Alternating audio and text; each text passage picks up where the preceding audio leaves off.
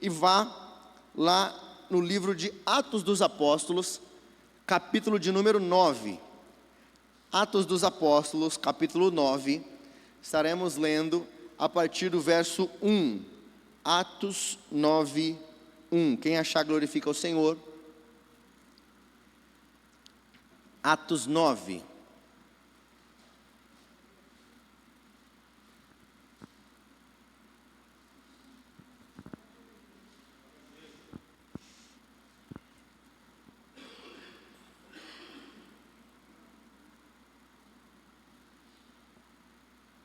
Amém?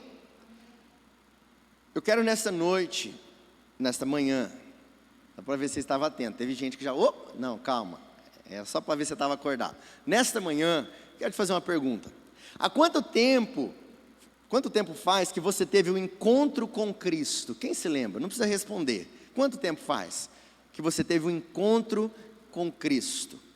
E o que este encontro com Cristo gerou na sua vida? O que aconteceu após isso? Eu quero nesta noite ministrar, nesta manhã, hoje Jesus, é hoje, tá rodando ainda, tá baixando, rodando o Windows, né? Quero nesta manhã ministrar sobre o tema Encontros com Jesus. Eu quero falar nesta manhã sobre a vida do apóstolo Paulo. Por favor, isso, está aqui já. Eu estarei iniciando hoje uma série de mensagens sobre encontros com Jesus. Quando temos encontros com Jesus, a nossa vida é transformada, ela não pode permanecer a mesma. Então hoje pela manhã eu estarei ministrando sobre um homem que teve um encontro com Jesus, à noite sobre outra pessoa, e assim durante algum tempo estaremos ministrando uma série de mensagens sobre este tema, encontros com Jesus. E hoje vamos então falar sobre a vida de um dos maiores homens que já pisaram na terra, a vida do apóstolo Paulo. Amém? Deixa eu explicar a você algo. Muitas das vezes quando eu faço um casamento, eu uso uma parábola, que é a parábola da pérola. A palavra do Senhor diz que o reino dos céus é como um homem que encontrou uma pérola de grande valor. Preste atenção nisso. O reino dos céus é como um homem que encontrou uma pérola, uma joia de grande valor. E quando ele encontra essa pérola, ele então se desfaz de todas as outras pérolas, para que ele possa então cuidar desta pérola. O que eu estou querendo dizer? Quando eu faço um casamento, eu uso esta ilustração, que quando o homem encontra uma esposa, a mulher encontra o marido, ele encontra a sua pérola de grande valor, e maior do que todas as outras pérolas. Então ele deixa todas as pérolas que ele encontrou pelo caminho, para se dedicar a esta pérola de maior valor, de grande valor. Este é o reino dos céus. Nós tivemos um encontro com Cristo. Quando encontramos com Cristo, tudo fica de menor valor na nossa vida. Nós passamos a ter algo que é o centro da nossa vida. Nós passamos a ter algo que é o primeiro, que ocupa o primeiro lugar no nosso coração. Você que tem filho, você que tem filha, marido, esposa, pai, mãe, são coisas valiosas na sua vida, são pérolas. Mas quando nós temos um encontro com Cristo, nós encontramos a maior pérola da vida. Essa é a maior pérola, é o Senhor. Então eu quero falar sobre o que nós temos feito, o que acontece na nossa vida após o nosso encontro com o Senhor. Eu quero usar aqui a vida do apóstolo Paulo, o encontro que ele teve e o que este encontro gerou na vida deste grande homem. Apóstolo Paulo, vamos ler Atos dos Apóstolos, capítulo de número 9, a partir do versículo de número 1. Todos acharam? Dá um glória a Deus para saber que você achou. Está acordado aí? Vamos estar atentos à palavra. Atos 9:1 diz assim: Saulo, preste atenção, daqui a pouco eu explico esse nome. Saulo, respirando ainda ameaças e morte contra os discípulos do Senhor, dirigiu-se ao sumo sacerdote e lhe pediu cartas para as sinagogas de Damasco, a fim de que, caso achasse alguns que eram do caminho, assim homens como mulheres, os levassem presos para Jerusalém. Seguindo ele estrada fora, ao aproximar-se de Damasco, subitamente uma luz do céu brilhou ao seu redor, e caindo por terra, ouviu uma voz que lhe dizia: Saulo, Saulo, por que me persegues? E ele perguntou: quem és tu, Senhor? E a resposta foi: eu sou Jesus, a quem tu persegues. Mas levanta-te e entra na cidade, onde te dirão o que te convém fazer. Os seus companheiros de viagem pararam emudecidos, ouvindo a voz, não vendo contudo ninguém. Verso 8: então se levantou Saulo da terra, e abrindo os olhos, nada podia ver. E guiando-o pela mão, levaram-no para Damasco. E esteve 3 dias sem ver, durante os quais nada comeu e nem bebeu. Senhor, obrigado por esta manhã, pela oportunidade de ministrar da Tua palavra, Senhor.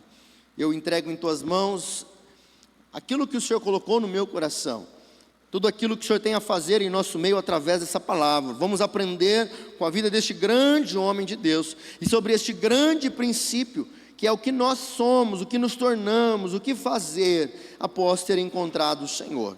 Obrigado porque um dia nós te encontramos, obrigado porque um dia os nossos olhos foram abertos, a Tua graça nos alcançou, Senhor. Que o Senhor fale conosco nesta manhã, que o Teu Espírito possa falar em cada coração, aqueles que estão presentes aqui fisicamente, aqueles que nos acompanham online, em nome de Jesus, amém e graças a Deus. Como eu disse, nesta manhã nós falaremos sobre a vida deste grande homem de Deus chamado Paulo, apóstolo Paulo. Paulo nasceu em Tarso, uma cidade importante e capital da província romana da Cilícia. Então, nascendo em Tarso, isso lhe conferiu dupla influência cultural judaica e greco-romana. Meus irmãos, eu sempre costumo dizer que nada é por acaso. Nós nascemos no Brasil, todos aqui eu acredito, nasceram no Brasil.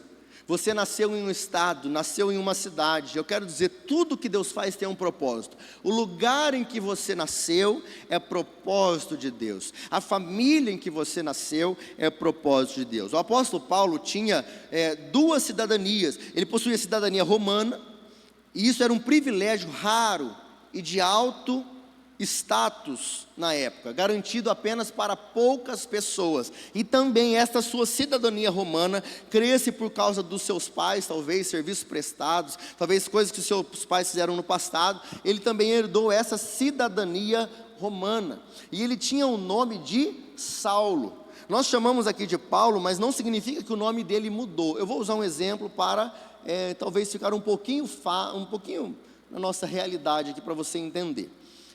Temos, por exemplo, o irmão Davi, não está aqui hoje, não está aqui nesta manhã. O irmão Davi, o Rail, disse assim para mim: pastor, por que ele chama Davi? Eu falei: porque é o nome dele. Ele falou: mas lá na nossa terra se chama esse nome de David, e não de Davi. Então muitas vezes a cultura onde nós nascemos, a região onde nós nascemos, Paulo, aqui no capítulo de número 9, talvez no título da sua Bíblia, está chamado A Conversão de Saulo. Mas a partir do capítulo de número 13, ele então ele adota esse nome romano chamado de Paulo. Então, apenas para conhecimento, o nome dele não é que mudou, mas ele adotou esse nome romano por causa dos lugares aonde ele andava, para melhor anúncio do evangelho, melhor forma dele chegar, entrar e sair. Ele foi criado no judaísmo, estudou em Jerusalém, tornando-se um fariseu rigoroso antes de se converter ao cristianismo. Nós conhecemos o Paulo convertido, nós falamos muito do Paulo convertido, após esse encontro do apóstolo Paulo em Atos capítulo de número 9. Mas antes, na verdade até aqui no capítulo de número 9, nós vemos um homem muito diferente daquele que nós admiramos. Então, para eu começar a pregar, se você quiser anotar, o primeiro ponto que eu quero trabalhar com você é a conversão de Paulo. Eu vou usar aqui o nome Paulo, tá? Para ficar mais fácil. A conversão de Paulo. Acompanhe comigo, por favor, o verso de número 1, que diz assim: Saulo, respirando ainda ameaças e morte contra os discípulos do Senhor, dirigiu-se ao sumo sacerdote. Deixa eu explicar aqui o que está acontecendo. A palavra do Senhor nos ensina, se você ler os capítulos anteriores, que Paulo perseguia os crentes, os cristãos, e ele consentia com a prisão, pegava os cristãos, lançava-os na prisão por serem cristãos. Aqui diz serem do caminho. O que era o caminho? Hoje nós somos chamados de crentes, somos chamados de evangélicos, somos chamados de cristãos protestantes, após a reforma protestante. Aqui estes homens eram, vamos dizer, o que nós somos hoje. Então aqueles que seguiam a Jesus Cristo, após a vinda de Jesus, o nosso Senhor e Salvador, pessoas começaram a seguir o nosso Senhor Jesus Cristo. Então era chamada de a religião do caminho. E o apóstolo Paulo então perseguia esses crentes, os lançava na prisão e eles matavam os crentes. A palavra do Senhor diz que Paulo consentiu com a morte de Estevão. Então preste atenção nisso. O apóstolo Paulo matou crente. Por isso eu quero dizer algo a você: todos nós temos um passado antes de Cristo. Você tinha um passado antes de ter esse encontro. Lembra quando foi esse encontro? Deixa eu fazer uma pergunta: quem aqui tem 1 ano de caminhada com o Senhor? Menos de 1 ano? Alguém? Menos de 1 ano de caminhada? Menos de 5? Até 5 anos? Quem até 5 anos de caminhada? Alguns. 10? Até 10? 20? Mais de 20, até 20, aí. Mais de 20, alguns irmãos. Mais de 30, glória a Deus, amém? Então, nós tivemos um encontro com Cristo, mas antes desse encontro, todos nós tivemos um passado. Todos nós tivemos uma caminhada, e muitas das vezes, quem éramos, nós não nos orgulhamos. Coisas que fizemos, nós não nos orgulhamos. Olhamos para trás e não temos saudade. Olhamos para trás e não é referência, não é bom nem falar para os filhos. Minha filha não está aqui. Um dia eu estava sentado numa mesa jantando, e aí um dia falaram assim de uma música. Não, então, você viu a música? Ela falou, não, eu ouvia. Ela deu uma olhada assim e falou, mas pai, quando você ouvia isso? Mas como? Tipo assim, na cabeça dela, mas como que você ouvia isso? Porque tem coisas que só Jesus na causa, não é verdade? Tem coisa que eu e você fizemos, e de alguma forma nós temos que passar. Algumas coisas é bom passar para os filhos, mas tem coisa que é melhor ninguém nem saber. Tem coisa que Jesus já levou na cruz, amém? Se alguém está em Cristo, é uma nova criatura, as coisas velhas são passadas, e eis que tudo se fez novo. Tem coisas que nós olhamos para trás e não nos orgulhamos. Antes de nos convertermos, Paulo perseguia os cristãos. Por quê, pastor? Porque Paulo era um fariseu, um religioso, zeloso, que cuidava, defendia, brigava, matava por aquilo que ele acreditava.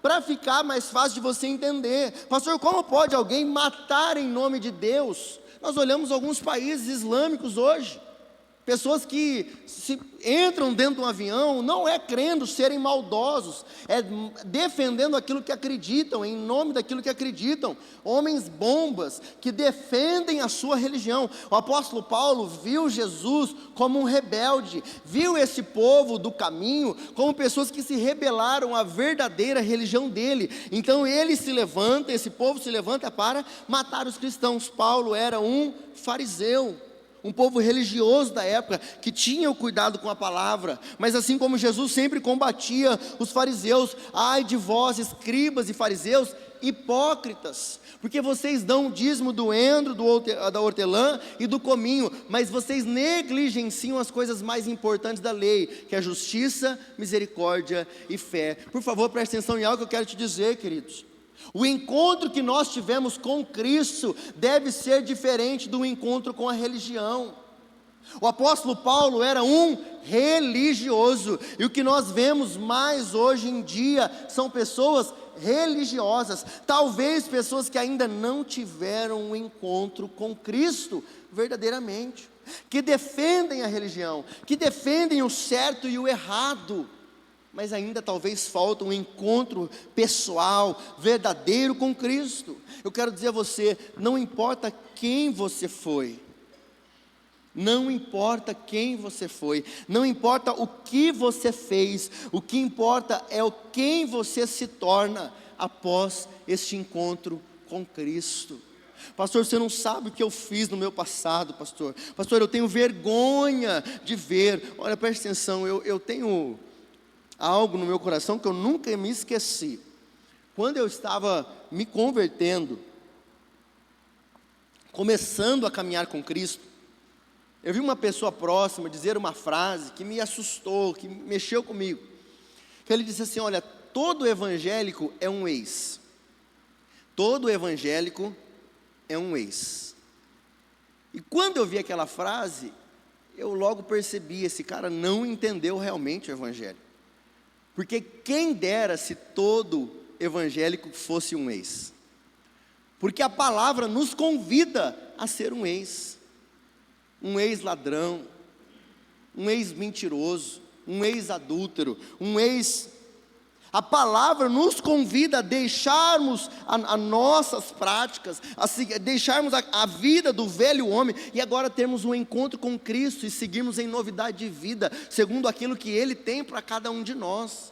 Mas ele quis fazer ali uma afronta ao evangélico, dizendo, todo evangélico é um ex. Como dizendo por quê? Porque tem muitos, por exemplo, tem muitos pastores, o cara talvez era um ladrão, um traficante, um assassino. A palavra diz um assassino. Talvez um adúltero, talvez um mentiroso, talvez alguém que comprava e não pagava. Talvez pessoas que olham para o nosso passado e dizem, não, mas esse cara não, essa mulher não. Talvez, eu sei que existem pessoas que se escondem atrás da igreja, eu sei que existem pessoas que vivem uma vida de falsa religião, colocam uma roupa e não conseguem ver aquilo que pregam. Mas por favor entenda, todo evangélico deve ser um ex, todo crente, todo cristão, porque a Bíblia diz, se alguém está em Cristo, é uma nova criatura. As coisas velhas são passadas e tudo se faz novo. É só nós olharmos para a nossa vida. Alguns anos atrás nós tínhamos uma prática de vida, e hoje olha onde nós estamos, olha o que Deus tem feito conosco. Olha comigo por favor o verso 3, que diz assim: seguindo ele estrada fora, ao aproximar-se de Damasco, subitamente uma luz do céu brilhou ao seu redor, e caindo por terra, ouviu uma voz que lhe dizia, Saulo, Saulo, por que me persegues? E ele perguntou, quem és tu, Senhor? E a resposta foi, eu sou Jesus, a quem tu persegues. Aqui nós vemos um encontro pessoal de Saulo com Cristo. Meus irmãos, guarde isso em nome de Jesus. Muitas vezes nós tivemos um encontro com a religião evangélica, com a denominação cristã protestante. Aprendemos o que é o certo e o errado, vivemos por isso, acreditamos nisso, vamos morrer por isso, mas preste bastante atenção. Será que eu e você tivemos o nosso encontro pessoal com Cristo? Aonde nós ouvimos a voz dEle, nos chamando, nos direcionando, se revelando a nós. Eu te faço uma pergunta, não precisa me responder. Você já teve um encontro pessoal com Cristo? Você já teve uma experiência pessoal com Cristo?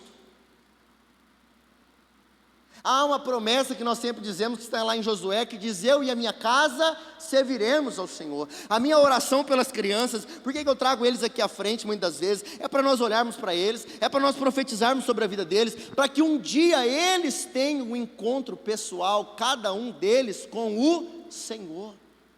Eles não vão servir ao Deus do Renan e da Bianca.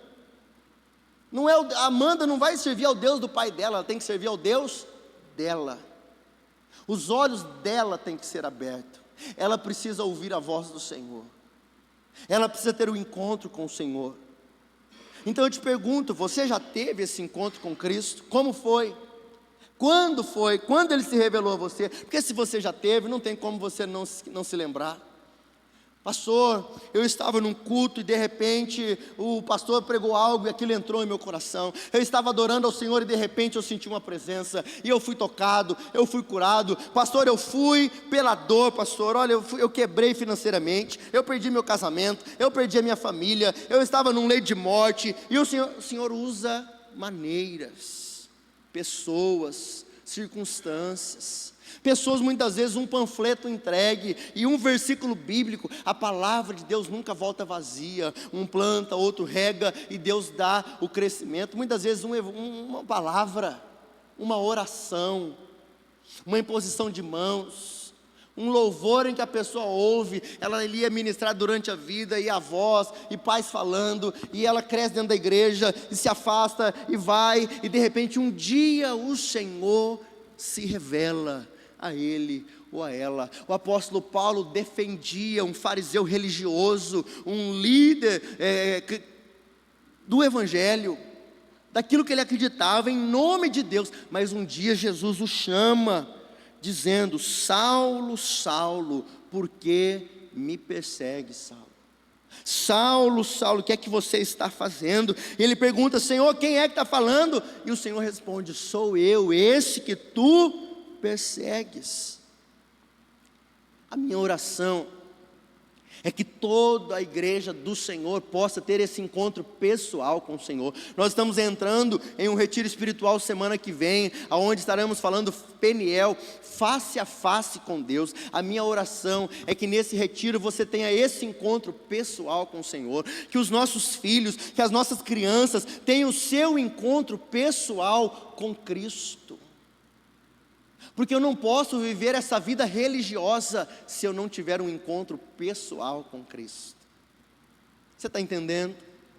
Não adianta de nada eu vir aqui adorar ao Senhor, servir ao Senhor, fazer parte de um ministério, mas se eu não tiver tido esse encontro, saber quem Ele é verdadeiramente. A minha oração é que o Senhor se revele a cada um de nós aqui. Eu quero deixar aqui algumas palavras para você guardar no seu coração, se desejar anotar.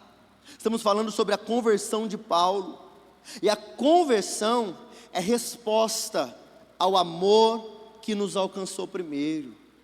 A conversão é uma resposta. Deus me amou de tal maneira que entregou o seu único filho, para que todo aquele que nele crê não pereça, mas tenha vida eterna. Deus me amou, e como resposta eu me converto, eu mudo a rota, metanoia, mudança de mente. Estou indo para a esquerda, vou para a direita, estou indo para a direita, vou para a esquerda. Eu vivia segundo a minha vontade, agora eu entendo, não posso mais, a vontade do Senhor para a minha vida. Então a conversão é resposta ao amor que nos alcançou primeiro. Segundo, conversão não é mudar de religião, é mudar de direção.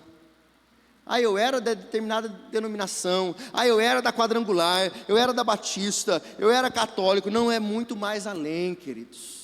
É mudar de direção segundo a vontade de Deus, a palavra de Deus para nós. Terceiro, a graça não ignora o pecado, mas oferece um novo começo.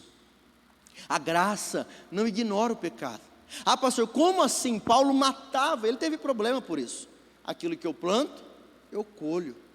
Paulo matava cristãos, consentia com a morte de cristãos. Então o que aconteceu? Ele começou, Paulo, a graça não ignora o pecado, mas oferece um novo começo. Pastor, mas Paulo fez tudo isso, e agora? Está perdoado e pronto? Segue a sua vida e pronto. Eu preguei semana passada sobre os 2 ladrões na cruz. Glória a Deus que não é justo. Glória a Deus que não tem a ver com justiça, porque se fosse por merecimento, não há entre nós quem mereça.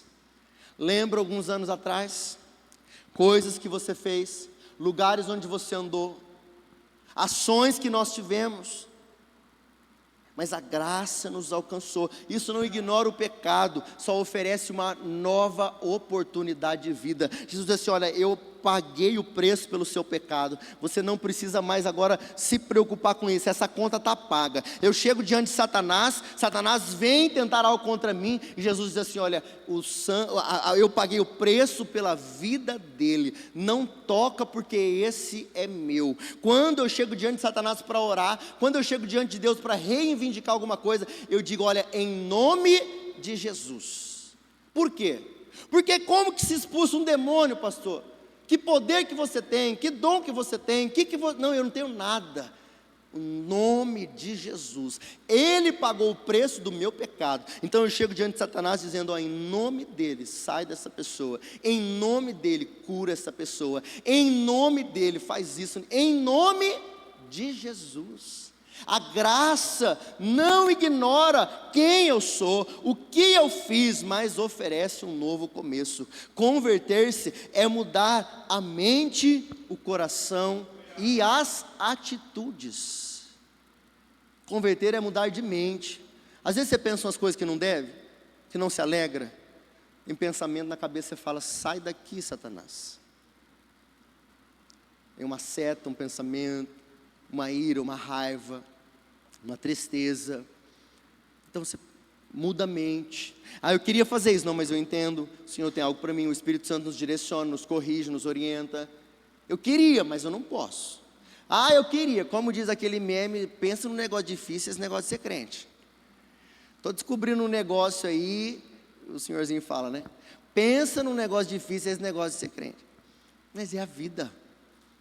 E nós vamos entender um pouquinho mais sobre ela. Converter é mudar a mente, o coração. A palavra nos ensina a perdoar aquele que nos machucaram. Pastor, quantas vezes eu preciso perdoar? Quantas vezes? Quantas vezes eu preciso perdoar a minha irmã? Quantas vezes eu preciso perdoar o meu pai? Quantas vezes eu preciso perdoar quem me machucou? Então a palavra nos ensina, não tem uma quantidade limitada. Perdoa 10, na 11ª não precisa. Perdoa 7, na 8ª, não. A palavra no Pai Nosso, nós oramos, Senhor, e perdoai as nossas dívidas, assim como nós perdoamos a quem nos tem ofendido. Jesus nos perdoa a forma como nós perdoamos o nosso próximo. Amém, meus irmãos? Segundo, chamado e propósito. Olha comigo, por favor, o verso de número 15. A palavra diz assim, mas o Senhor lhe disse, vai, porque este é para mim um instrumento escolhido, para levar o meu nome perante os gentios e reis, bem como perante os filhos de Israel. O Senhor se revela a Ananias, dizendo, olha, eu tenho um homem chamado Paulo, que eu quero usar a vida dele, ele está cego, vai até ele, fala com ele, impõe as mãos sobre ele, ora por ele, as suas vistas serão abertas de novo, e eu tenho algo a cumprir na vida deste homem. Eu quero dizer a você, todo crente é chamado por um propósito. Há um propósito de Deus na tua vida. Você é escolhido por Deus para realizar algo. Deus tem um projeto para a sua vida. Deus tem um plano para a sua casa. Deus tem algo para fazer através de você. Então entenda, chamado e propósito. Deus chama Paulo, não foi à toa. Ele diz aqui a Ananias, o Senhor lhe disse, vai, porque este é para mim um instrumento escolhido. Diga para a pessoa que está do teu lado assim, incomoda ele, acorda ela, fala assim, você é um instrumento escolhido. Você é um instrumento. Isso. Você pode chamar agora carinhosamente teu irmão de instrumento. Você chamou, ô instrumento, vem aqui. Não, vai parecer que é outra coisa, né? Não vai ficar bonito. O instrumento vai parecer provocação. Mas você é um instrumento de Deus. Um instrumento escolhido para levar o meu nome, olha o que diz, perante os gentios, reis e os filhos de Israel. Os gentios são aqueles que ainda não conhecem a palavra, aqueles que ainda estão afastados do Senhor. Então o Senhor diz a Paulo, olha, eu ainda tenho algo a cumprir a você, pessoas ainda não ouviram falar do meu nome, eu quero te levar para os 4 cantos da terra para anunciar a minha palavra. Eu quero te colocar diante dos reis, diante de toda essa sua sabedoria, tudo aquilo que você estudou, tudo aquilo que você já fez. Eu vou usar, presta atenção, eu vou usar o seu passado e vou te levar a lugares altos, vou te colocar diante dos reis, mas para que você anuncie o meu nome aos gentios, aos reis e aos filhos de Israel, aos crentes. Então preste atenção, meus irmãos, todo crente é chamado por um propósito. Deus tem um propósito para a tua vida, Deus tem um propósito para a tua casa, Deus tem um propósito para a tua família. Verso 16 diz assim, pois eu lhe mostrarei o quanto lhe importa sofrer pelo meu nome. Você percebe que Deus tem o controle da nossa vida? Você percebe que Deus tem um plano para a tua vida, para a minha vida?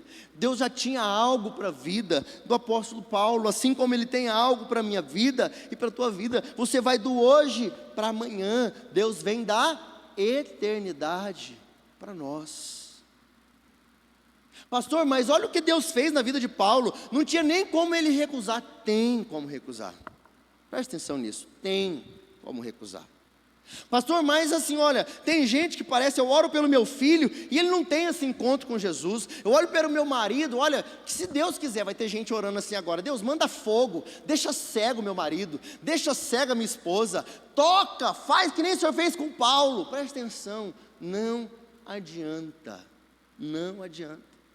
Eu já vi Deus colocar gente em cadeira de roda, eu já vi Deus colocar gente num hospital, eu já vi Deus separar. Pastor, como é que Deus separa casamento? Deus permite coisa que... Aí os dois vai lá, se quebra, aí Deus vem, quem planta, colhe. Aí vem a restauração, mas primeiro precisaram se quebrar, porque não obedeceram, não ouviram. Deus vem do céu e deixa Paulo cego. Ah, mas pastor, também, como que ele não iria se converter depois de uma dessa? Você não conhece pessoas que foram curadas e hoje não servem mais ao Senhor? Você conhece gente? Foi curado, viveu um milagre, Deus fez coisas sobrenaturais. Todos aqui já viveram algo sobrenatural da parte de Deus. Todos aqui já tiveram resposta de oração, todos aqui já viram milagres, todos aqui já viram o mar se abrir, todos já viram Deus fazer coisas. Mas você acha que nós somos incapazes, que nós somos impossíveis de abandonarmos ao Senhor? Não, todos nós podemos abandoná-lo. Então esta conversão não se deu apenas por causa desse milagre sobrenatural, porque todos nós podemos resistir a Deus. Mas agora Deus faz algo. Deus diz assim: olha, pois eu lhe mostrarei o quanto lhe importa sofrer pelo meu nome. Deus já tinha um propósito para Paulo, e já sabia coisas que ele haveria de passar pela frente, por onde o enviaria, e coisas que ele passaria. Olha comigo 2 Coríntios capítulo 11, verso 23, por favor. Se possível, projeta aí para mim, filha. 2 Coríntios 11, 23, a palavra diz assim, o apóstolo Paulo está fazendo a sua defesa. Diz assim: são ministros de Cristo, falo como fora de mim. Ele diz: eu ainda mais. Olha o que ele já passou, preste atenção. Se nós somos crentes, olha a vida do apóstolo Paulo. Em trabalhos, muito mais em prisões, em açoites sem medidas, em perigos de morte, muitas vezes. 5 vezes recebi dos judeus uma quarentena de açoites menos um. Fui 3 vezes fustigado com varas, 1 vez apedrejado, em naufrágio 3 vezes, e 1 noite e 1 dia passei na voragem do mar. Em jornadas muitas vezes, em perigos de rios, em perigos de salteadores, em perigos entre patrícios, em perigos entre os gentios, em perigos na cidade, em perigos no deserto, em perigos no mar, em perigos entre falsos irmãos, esses são os piores, em trabalhos e fadigas, em vigílias muitas vezes, em fome e sede, em jejum, muitas vezes, em frio e nudez. Essa é a vida do apóstolo Paulo. O Senhor já o revelou, o Senhor já mostra: olha, eu vou mostrar para esse homem o quanto importa sofrer pelo meu nome. Eu quero dizer a você, que talvez tenha sofrido situações na sua vida, preste atenção, as doenças e provações da vida não significam a ausência de Deus, meu irmão. Muitas vezes nós passamos por dificuldades na vida, passamos por provações, passamos por dias difíceis, mas eu quero dizer a você, isso não significa que Deus te esqueceu, não significa que Deus se ausentou. Deus trabalha como Ele quer, da forma como que Ele quer, para a glória do nome dEle. Pastor, você está querendo dizer que a minha doença é uma colheita? Não, eu não posso dizer, mas eu posso dizer que Deus está fazendo algo para a glória dEle. Então não ache que as dificuldades, as provações da sua vida não significam que Deus está presente. Não, Ele está no controle da sua vida e Ele tem um propósito nisso. Você vê que aqui na conversão de Paulo, ele já disse: olha, ele vai ver o quanto importa ele sofrer pelo meu nome. E agora aqui em Coríntios nós vemos coisas que ele passou, que a cada um de nós aqui, eu não desejo para ninguém. Tem um ditado que nós costumamos dizer: eu não desejo nem para o meu pior inimigo. O que Paulo passou, nós não desejamos para ninguém. E preste atenção, nos nossos dias nós diríamos que isso não é Deus. Alguém que já passou fome? Alguém que já foi açoitado? Sofreu naufrágio? Foi traído? Passou tantas coisas que nós vemos aqui, que agora nós aprendemos.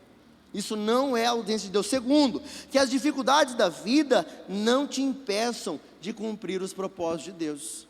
Muitas vezes passamos por dia mal, dificuldades, provações, e pessoas, mas eu não vou mais, eu não quero mais, mas porque está difícil, sabe o que é?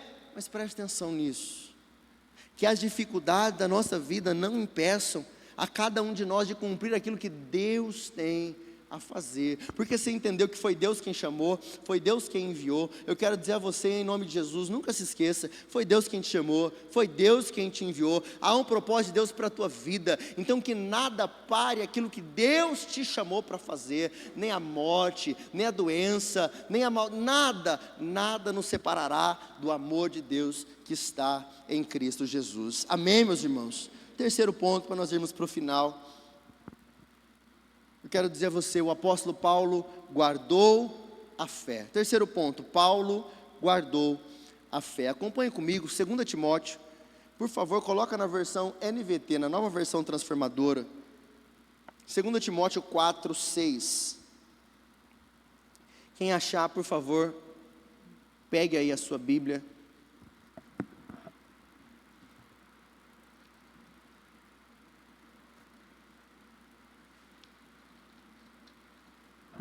Quero dispensar o louvor, pode ficar tranquilos, tá? Eu sei que vocês estavam aí preocupados com o último louvor, sempre ficam, né? Normal. Mas eu estarei apenas orando no final. 2 Timóteo 4,6, olha comigo por favor. A palavra diz assim: quanto a mim, a minha vida já foi derramada como oferta para Deus. O tempo da minha partida, da minha morte, se aproxima. Verso 7, o apóstolo Paulo diz: lutei o bom combate, terminei a corrida e permaneci fiel. Agora o prêmio me espera, a coroa de justiça que o Senhor, o justo juiz, me dará no dia de sua volta. E o prêmio não será só para mim, mas para todos que com grande expectativa aguardam a sua vinda. Muitas pessoas têm a graça de perceber os seus últimos dias. De alguma forma Deus abre os olhos, dá entendimento, se revela, fala com a pessoa. Pessoa então ela entende, está chegando o meu tempo, seja novo, seja velho. Eu já vi gente nova. Tive um amigo que na semana antes de morrer ele procurou toda a família, abraçou, beijou, se despediu, disse eu te amo para todo mundo. Aquela semana o Senhor o recolheu. O apóstolo Paulo começa a perceber, está chegando o meu tempo. O tempo, ele diz, olha, quanto a minha vida já foi derramada como oferta para Deus. O tempo da minha morte se aproxima. Meus irmãos, eu não sei quanto tempo cada um de nós viveremos. Essa é uma coisa que é só o Senhor quem sabe. Talvez há pessoas que você conheça, que foi dada pouco tempo de vida. Uma doença terminal, horas, dias, meses, poucos anos. Mas o apóstolo Paulo, chegando ao fim da sua vida, ele deixa aqui alguns conselhos para nós.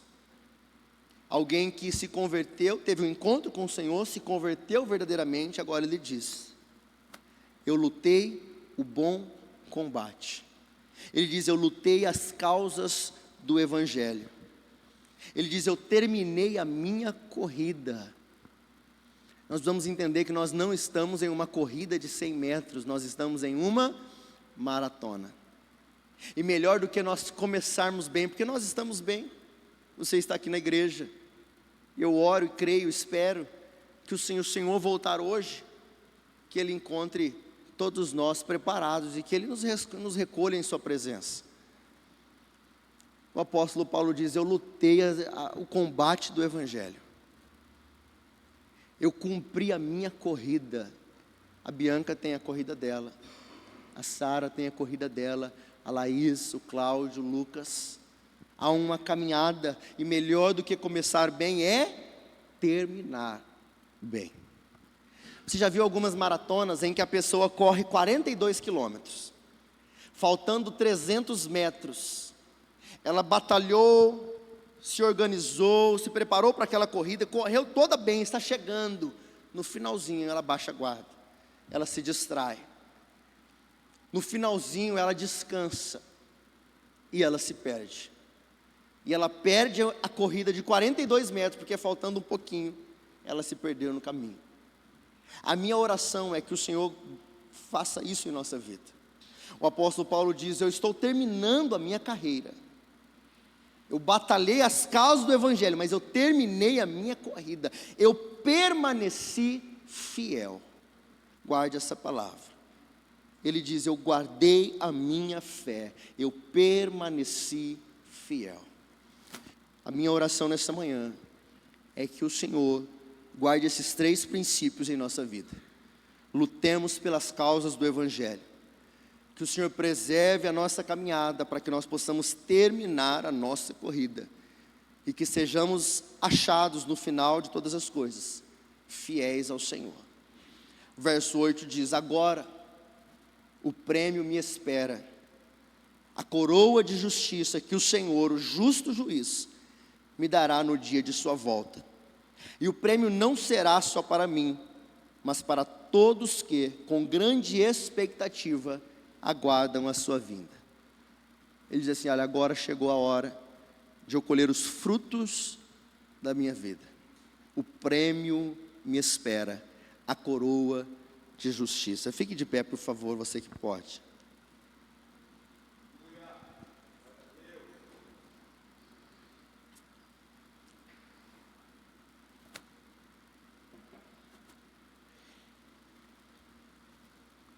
Meus irmãos, que nós saímos daqui com essa palavra no nosso coração. Nós ainda estamos em uma caminhada. Como eu disse, cada um aqui tem a sua. Alguns estão iniciando a sua caminhada. Outros já são um pouco mais, já correram 10 quilômetros, 20 quilômetros, 30 quilômetros. Talvez 41 quilômetros e 800 metros. Está chegando ao seu final, quem sabe? Essa semana um influenciador famoso aí no Brasil teve uma morte súbita. Parece que um infarto fulminante, 50 anos de idade, novo, e o Senhor o recolheu. Gravou uma story de manhã, como de costume, meio-dia, daqui a pouco o Senhor o recolheu. Assim somos nós, como o vento que passa, como a neblina que passa. Quem somos? Essa palavra não é para pôr medo, é para trazer conscientização, é para trazer sentido, propósito de vida. Que possamos batalhar a causa do Evangelho, terminar a nossa corrida, que o Senhor nos sustente, que sejamos achados fiéis ao Senhor. Posso orar? Senhor, eu quero agradecer ao Senhor por esta manhã. Obrigado, Senhor, pela Tua palavra. Podemos ouvir princípios da vida de um grande homem de Deus.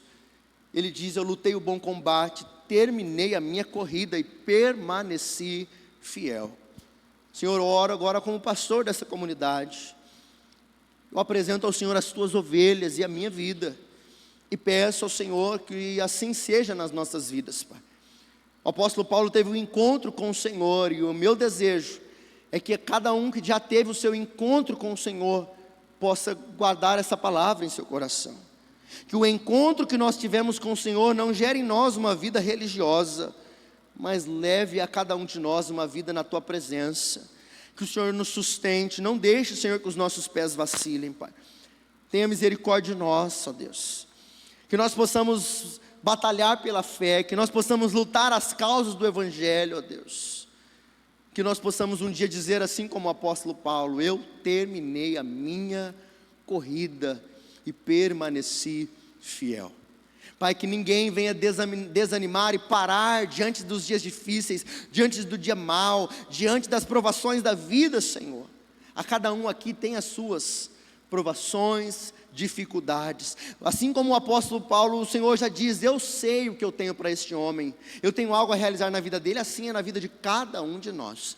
E eu oro, Senhor, cumpra em nós a Tua vontade, o teu querer, e que assim como na vida do apóstolo Paulo, possa ser dito a nós, a mesma coroa, Senhor, agora o prêmio me espera, a coroa de justiça que o Senhor, o justo juiz, me dará no dia da sua volta, e o prêmio não será só para mim, mas a todos que, com grande expectativa, aguardam a sua vinda. Senhor, nós aguardamos a sua vinda, Senhor, estamos à tua espera, e aqui vivemos, Pai, gastamos os nossos dias para fazer a tua vontade, e que assim se cumpra, Senhor, a tua vontade em cada um de nós, em nome de Jesus, amém, e graças a Deus.